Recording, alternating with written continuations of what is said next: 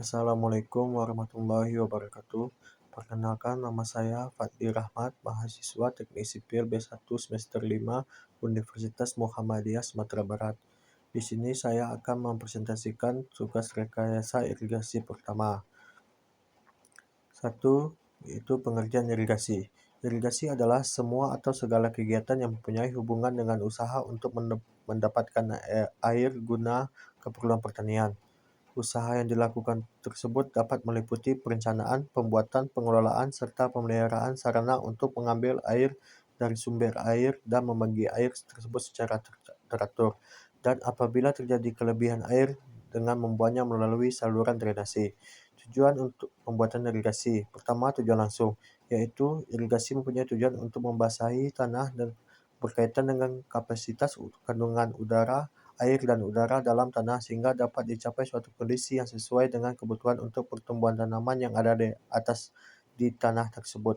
2. Tujuan tidak langsung, yaitu irigasi mempunyai tujuan yang meliputi mengatur suhu dari tanah, mencuci tanah yang mengandung racun, mengangkut bahan pupuk dengan melalui aliran air yang ada, menaikkan muka air tanah, meningkatkan elevasi suatu daerah dengan cara mengalirkan air dan mengendapkan lumpur yang terbawa air, dan lain-lain sebagainya. Jenis-jenis irigasi.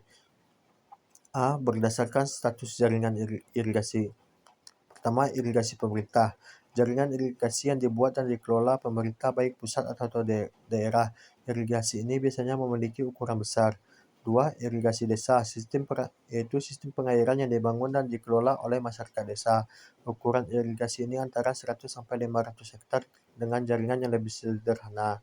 3. Irigasi swasta, yaitu jaringan perairan yang dibangun dan dikelola oleh swasta, oleh perorangan untuk keperluan sendiri. Misalnya saat membuka suatu usaha perkebunan, maka untuk mengelola kebun tersebut ia membangun irigasi. B. Berdasarkan tingkat teknis. 1. Irigasi teknis, pengairan yang airnya bisa diatur dan diukur. 2. Irigasi setengah teknis, yaitu sistem pengairan yang airnya bisa diatur namun tidak bisa diukur. 3. Irigasi sederhana, yaitu jaringan pengairan yang tidak dilengkapi bangunan ukur dan pintu. C. Berdasarkan aplikasi air. 1. Irigasi genangan, yaitu cara pemberian air dengan mengenai lahan budidaya. Biasanya sistem ini digunakan untuk menanam padi.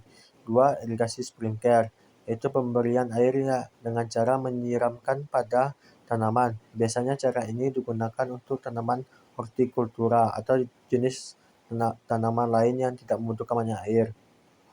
3. Irigasi tetes atau drip. Seperti namanya, sistem irigasi ini merupakan pemberian air dengan cara meneteskan di atas tanaman. Sistem ini digunakan untuk tanaman besar yang tidak membutuhkan air dalam jumlah banyak.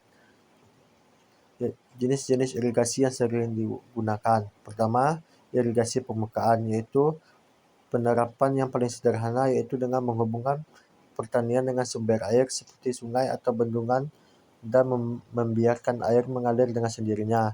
2. Irigasi bawah permukaan. Irigasi ini adalah irigasi yang dilakukan dari lapisan bawah tanah, diserapkan ke atas permukaan tanah dan ke dalam akar, biasanya dengan menanamkan pipa bawah tanah atau saluran terbuka.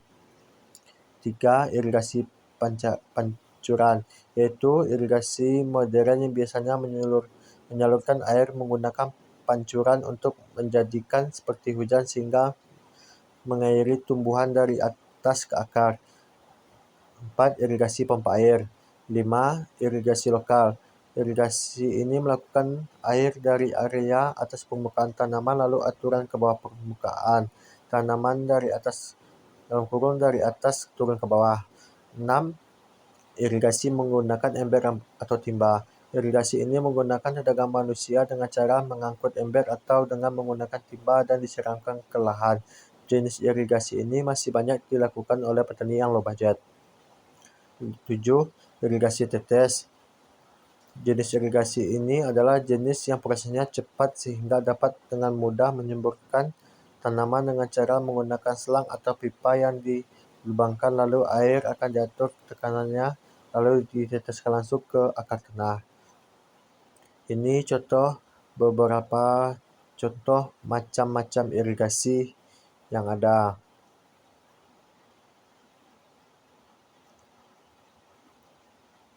Hanya itu yang bisa saya sampaikan dalam presentasi ini. Kalau ada salah kata, saya mau minta maaf. Saya sudahi dengan wassalamualaikum warahmatullahi wabarakatuh.